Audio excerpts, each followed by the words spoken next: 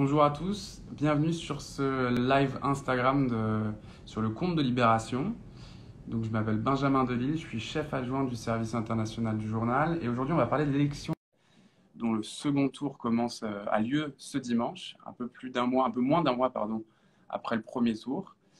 Il oppose Luiz Ignacio Lula da Silva, dit Lula, l'idole de la gauche brésilienne qui a déjà été président pendant 2 mandats entre 2003 et 2011 à Jair Bolsonaro, qui est l'actuel président du Brésil, président d'extrême droite, qui a été élu en 2018.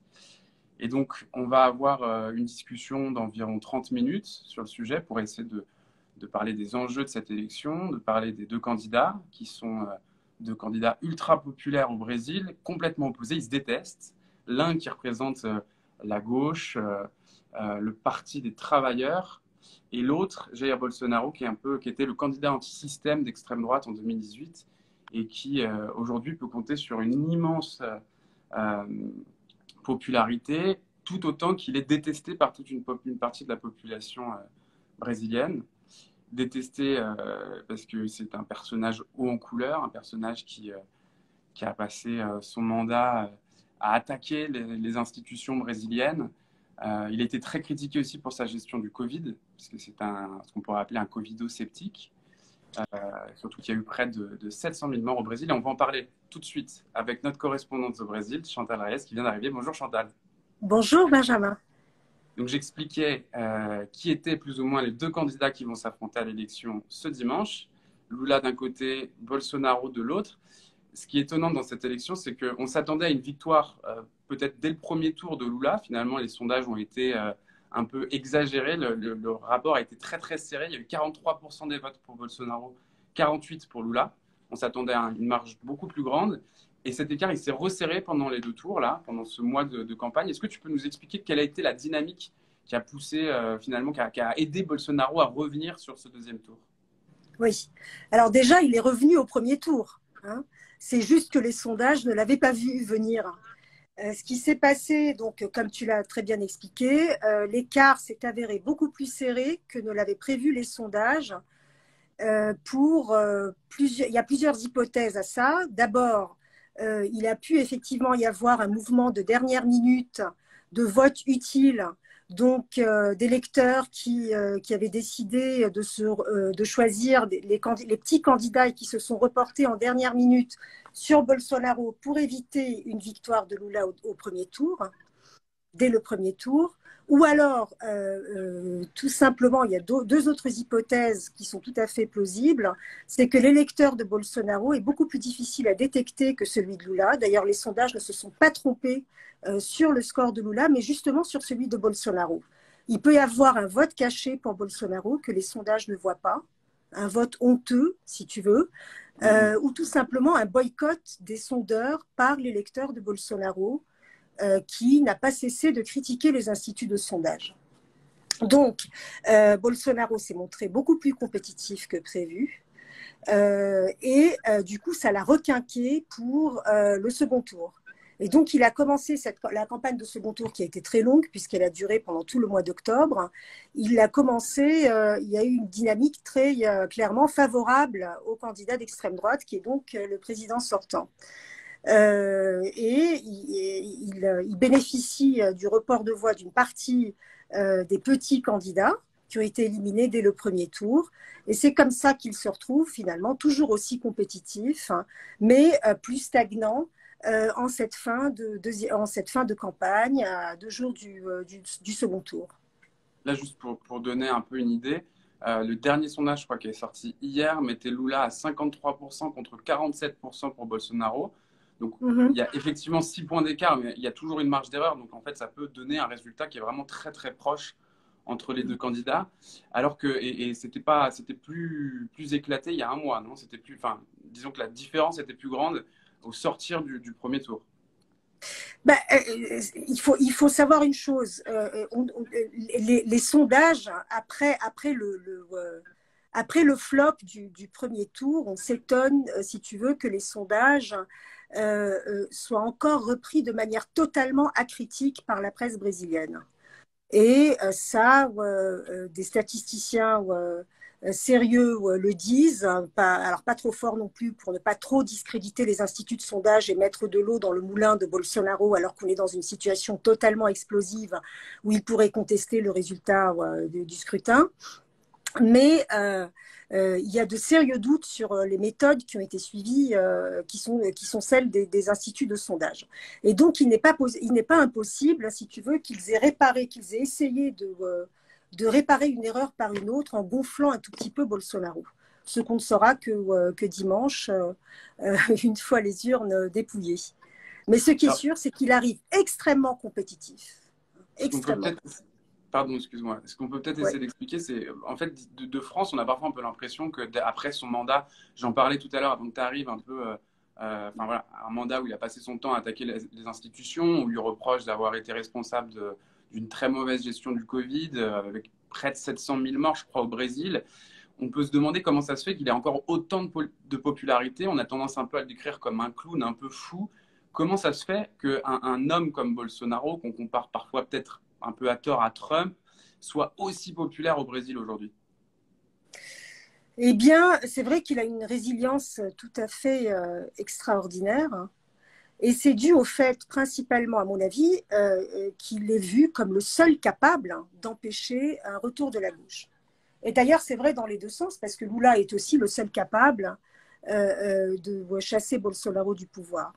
Donc, c'est sa principale force. C'est ce qui a fait qu'il a réussi à se faire élire aussi en 2018, puisque la principale critique que faisait jusqu'alors la droite au parti de centre droit qui faisait un peu le duel, le derby classique, disons jusqu'en 2018, c'était le PT de Lula contre le PSDB, qui est un parti de centre droit qui a gouverné le Brésil à 2 reprises jusqu'au début des années 2000.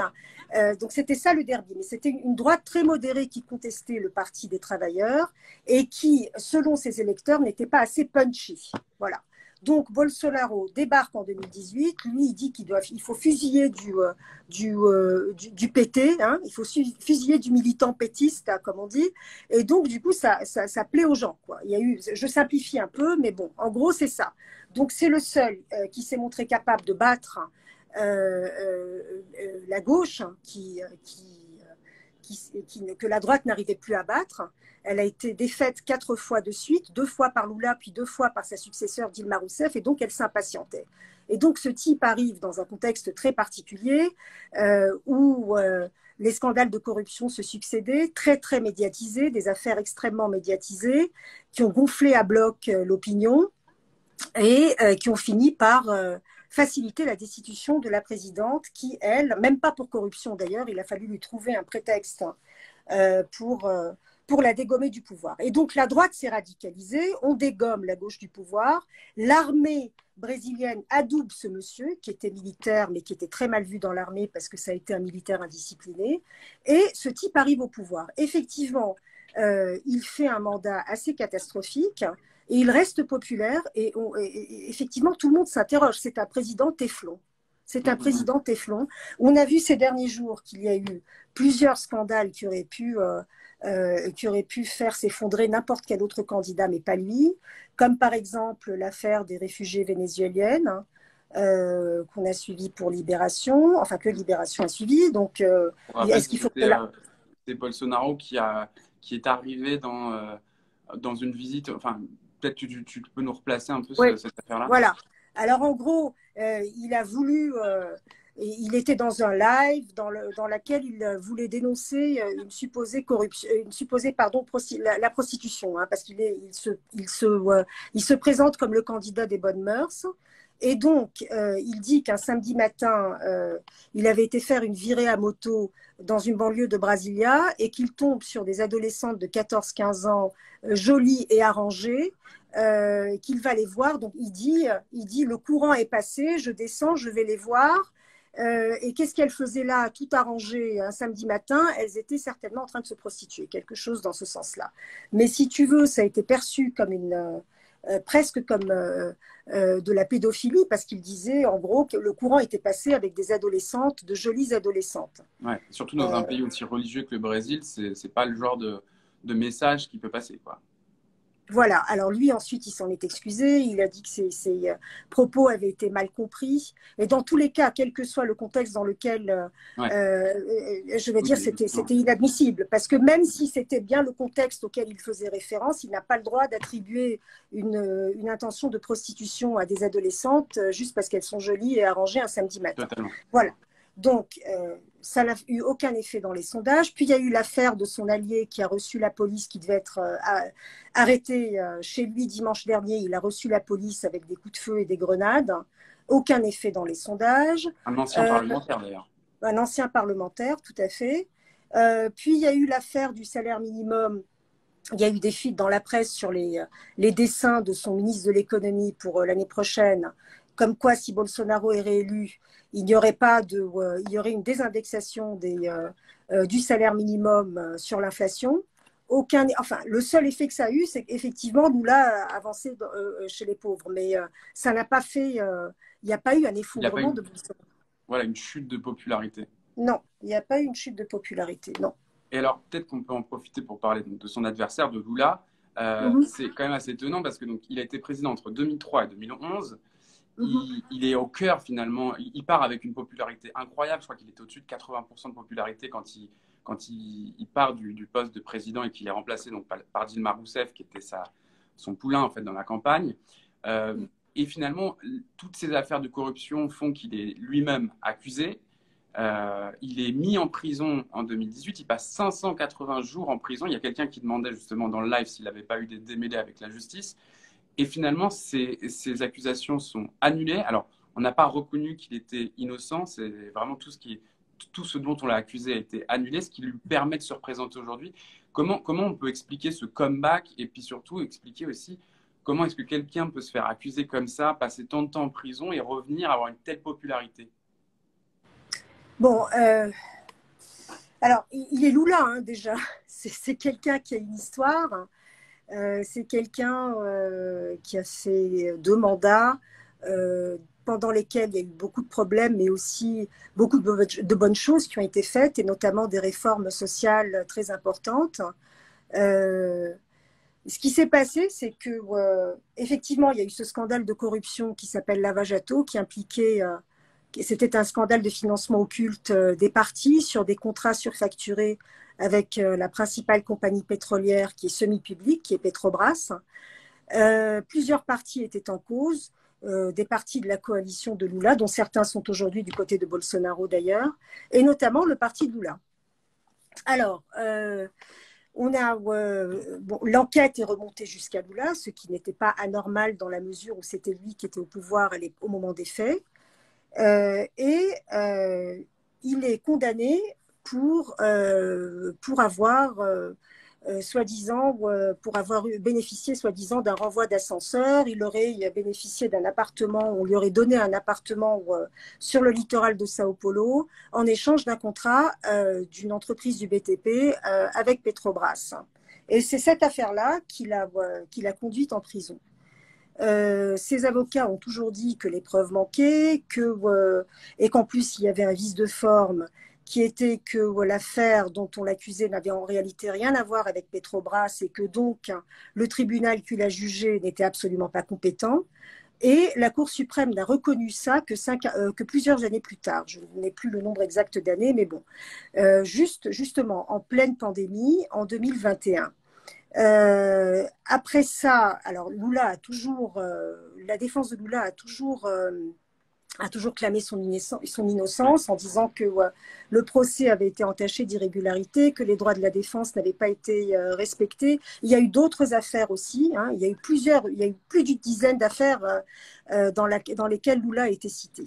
Donc, lorsque les deux uniques condamnations qui l'ont visé, parce que les autres affaires étaient encore en cours, ont été annulées, il a retrouvé son éligibilité. Alors, effectivement, il y avait un problème il y avait un problème, si tu veux, technique. Il y avait un vice de forme dans les affaires. Après ça, donc, il a retrouvé son éligibilité et il était déjà sorti de prison pour d'autres raisons. Il y a, si tu veux, une grande interrogation. C'est que Lula, c'est vrai que c'est quelqu'un qui dérange beaucoup les élites, mais c'est aussi quelqu'un qui leur sert. Hein. Et donc, si tu veux, c'est un retour qui est aussi très politique. Parce que si c'est vrai qu'on a réparé une injustice contre lui, c'est vrai aussi qu'on aurait pu continuer à l'embêter, à lui trouver des chicaneries juridiques pour le laisser en prison ou en tout cas pour qu'il ait encore des démêlés avec la justice. Oui, parce qu'au Et qu'on les... final, en face de Pardon? Bolsonaro, il n'y avait absolument aucun autre Exactement. candidat aussi populaire que lui. Et la Et prison a dû même le booster dans cette popularité-là, puisque ses partisans estimaient qu'il était innocent et que finalement l'histoire lui a exactement. d'une certaine manière donné raison. C'est forcément hyper positif pour un candidat qui part en campagne d'avoir cette justification-là. Pour une partie, parce que pour l'autre partie, Ouais. on continue à le voir comme quelqu'un de corrompu. Oui, oui, c'est très frappant ça. Parce que même parmi ces électeurs, beaucoup de gens vous disent, mais de toute façon, c'est pas impossible qu'il ait volé. Hein. Mais moi, ce que je vois, c'est que de toute façon, les autres volent aussi, mais au moins, lui, il nous aide. Mm -hmm. Donc si tu veux, mais lui, c'est quand même quelqu'un qui tient beaucoup à sa réputation et qui tient absolument à donner sa version des faits. Mais ce que je veux dire, j'aimerais citer, j'ai relevé ici une citation d'un grand juriste brésilien qui s'appelle Pier Paolo Bottini et qui, je pense, résume très bien comment le droit et les accusations de corruption sont utilisés dans un sens ou dans un autre dans un contexte politique au Brésil. Et il dit, les lacunes de la loi rendent possible des jugements à la tête du client, faisant peser sur les tribunaux l'ombre de l'usage politique d'une condamnation ou d'un acquittement. Alors, ça ne préjuge absolument pas de l'innocence de Lula qui est aujourd'hui établie, puisque même s'il n'a pas toujours été innocenté sur le fond, il bénéficie de la présomption d'innocence. Et d'ailleurs, dans certaines autres affaires, qui ne sont pas celles qui ont été annulées, il a été carrément innocenté, carrément Ouais. acquitté. Hein. Sur les 11 affaires les plus connues dans lesquelles il est cité, on a eu donc les deux seules condamnations qui ont été annulées pour vice de forme. Hein, et ensuite, il y a eu prescription, donc la justice ne s'est plus prononcée sur le fond. Il y a eu 3 acquittements et il y a eu ensuite une série d'affaires qui ont été classées sans suite, soit parce qu'il y a eu vice de forme, soit par manque de preuves. Mais si on avait voulu l'embêter, si on n'avait pas, on sait que la justice brésilienne est très activiste. Si elle avait voulu vraiment l'embêter et empêcher son retour, eh bien, elle l'aurait fait. Sauf qu'il y a eu une espèce de consensus dans les élites du pays que ce bonhomme sur lequel on avait misé en croyant qu'il régénérerait le système politique, parce qu'il semblait être un outsider qui est Bolsonaro, un incorruptible, etc., eh bien, on s'est trompé.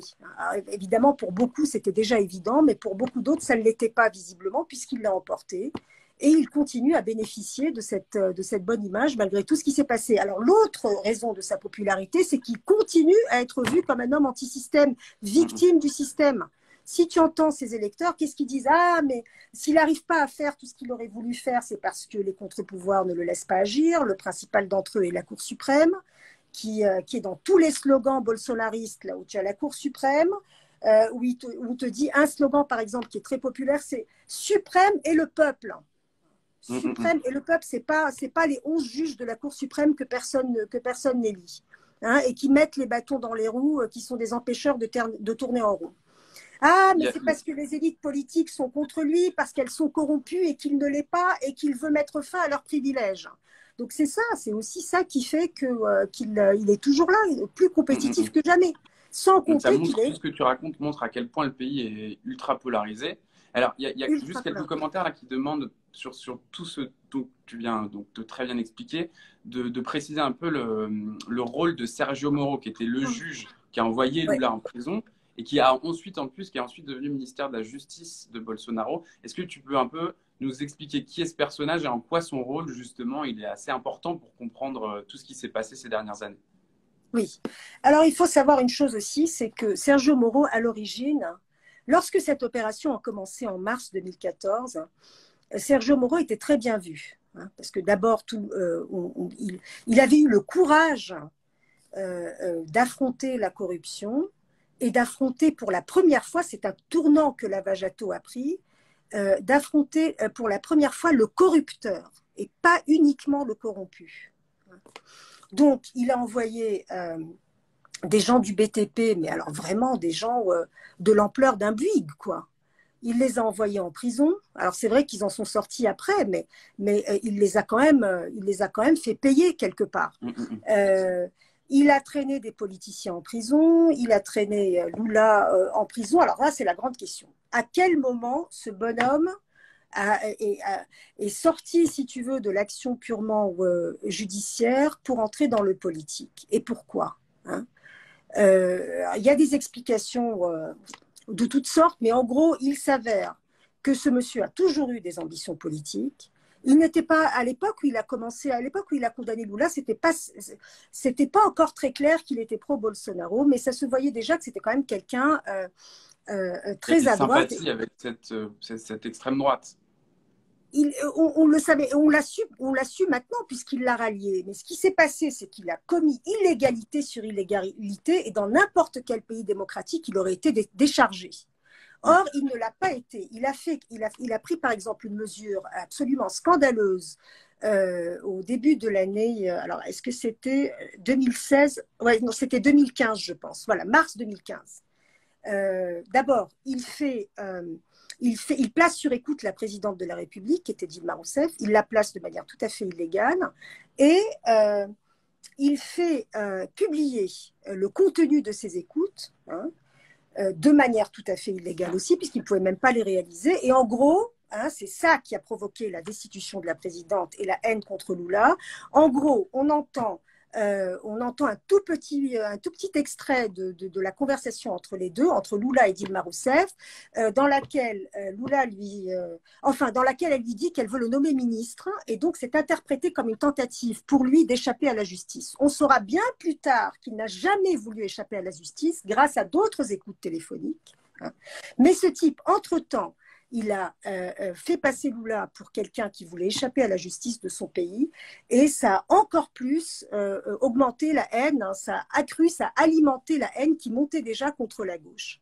Et ça a fini par provoquer la destitution de la présidente. Mais tout ça, on ne l'a su que bien plus tard parce qu'il y a eu d'autres écoutes téléphoniques, les messages, la messagerie de Sergio Moro et des procureurs qui ont instruit l'affaire a été accédé, des hackers ont accédé à ces messages et ils ont dévoilé, si tu veux, tout un système de complicité entre le juge qui est censé être neutre et l'instruction. Hein, où on voit Sergio Moro en train de donner des conseils au procureur pour mieux plomber la gauche, quoi. Voilà, en gros, c'est ça. Et puis, brusquement, ce type devient ministre. Il accepte Bolsonaro dans un coup de génie qui avait lui-même reconnu que Lava Jato l'avait porté au pouvoir, que toutes ses affaires avaient fini par l'aider à parvenir au pouvoir. Il le nomme ministre de la Justice et le type accepte. Il quitte la justice et il rejoint le ministère. Il rejoint le gouvernement, qu'il quitte à grand fracas en pleine pandémie en se disant Bolsonaro est cuit. Hein, parce que ce n'est pas une mauvaise gestion de la pandémie, c'est une absence totale de gestion de la pandémie, et si on a le temps, on pourra en parler. Et voilà, et quand il a vu qu'il était encore compétitif, il le rejoint. Donc c'est vraiment quelqu'un, c'est un opportuniste. C'est un épisode hyper intéressant, parce que ça montre, en fait, d'un côté, les partisans de Lula se disent mais en fait, ce type est un pourri absolu. En fait, ça témoigne de toute la polarisation politique qu'il peut y avoir au Brésil, avec d'un côté les partisans de Lula qui se disent c'est un pourri politique depuis le début, qui avait un agenda caché pour faire tomber notre leader, et de l'autre, pour les partisans de Bolsonaro, c'est regardez ce juge implacable qui a fait respecter la justice au Brésil, rejoint notre candidat, donc notre candidat est clean d'une certaine manière. Il y a cette idée-là qui contribue à assurer la fracture. Peut-être que pour revenir vraiment sur l'élection, on peut enchaîner justement sur qui vote pour qui aujourd'hui en fait. Qui sont les électorats de Lula d'un côté et de Bolsonaro de l'autre. On a vu on a beaucoup parlé pendant toute cette campagne des évangéliques qui sont plutôt généralement pro-Bolsonaro. Est-ce que tu peux peut-être nous faire un petit panorama rapide de qui vote pour qui? Oui, alors déjà je pense qu'il y a deux lignes de fracture. Les pauvres et les moins pauvres. Hein. Plus on est pauvre, donc il y a une dimension de classe qui est évidente, c'est que plus on est pauvre et plus on vote là, et plus on est aisé, plus on vote Bolsonaro. Hein. Donc déjà, il y a cette première ligne de fracture. Ensuite, il y a effectivement la religion, et on voit que parmi les catholiques qui restent majoritaires au Brésil, c'est Lula qui a à peu près 60% des voix. Hein. Et chez les évangéliques, c'est l'inverse. Il représente un électeur sur 4. Et parmi cet électorat-là, c'est Bolsonaro, qui pourtant est catholique, mais dont l'épouse est évangélique, et qui se veut comme le tenant des bonnes mœurs. C'est lui donc, qui est en tête chez les évangéliques, qui sont représentés par des églises ultra-conservatrices, si ce n'est carrément obscurantistes. Hein. Et voilà, et qui donc embrasse tout le discours de Bolsonaro contre l'avortement, même dans les rares cas qui sont autorisés par la loi brésilienne, contre ce qu'ils appellent l'idéologie de genre, qui est une espèce d'accusation diffuse, comme quoi, comme quoi la gauche voudrait, même dans les écoles publiques, que les enfants soient conscients, qu'ils pourraient choisir eux-mêmes leur genre, que c'est pas, tu vois, ce genre de choses. Hein. Donc, qui effectivement, c'est un agenda qui relève, ça c'est des politiques publiques qui sont en place au Brésil depuis avant la gauche, de tolérance envers les homosexuels, tout ça c'est la démocratie, on le sait, c'est les droits humains, mais ça, les évangéliques et Bolsonaro, ils ne l'acceptent pas. Voilà. Donc, en gros, donc ça c'est un premier électorat, 2 électorats clés. On a ensuite les milieux d'affaires qui restent largement bolsonaristes. Alors, les piliers du bolsonarisme, c'est les évangéliques, les militaires et l'agronégoce, qui est très puissant au Brésil. Et juste pour rappel, enfin, le Brésil, c'est quand même un pays, c'est la première puissance économique d'Amérique latine. C'est ouais. un pays qui exporte énormément de choses et donc qui produit énormément de choses. C'est une des raisons aussi de la déforestation de l'Amazonie parce qu'on grappille toujours un petit peu plus de terre pour aller installer des cheptels, pour aller produire du soja, pour aller produire du café, etc. C'est vraiment un élément hyper important, l'agrobusiness au Brésil. Oui, alors l'agrobusiness est très important et c'est un grand pourvoyeur de devises. Et justement, j'allais parler de l'Amazonie à cette occasion-là, c'est que l'une des raisons pour lesquelles l'agrobusiness est favorable à Bolsonaro, c'est justement qu'il a complètement relâché toutes sortes de contrôles. Le défrichement de l'Amazonie est en roue libre, carrément. Hein.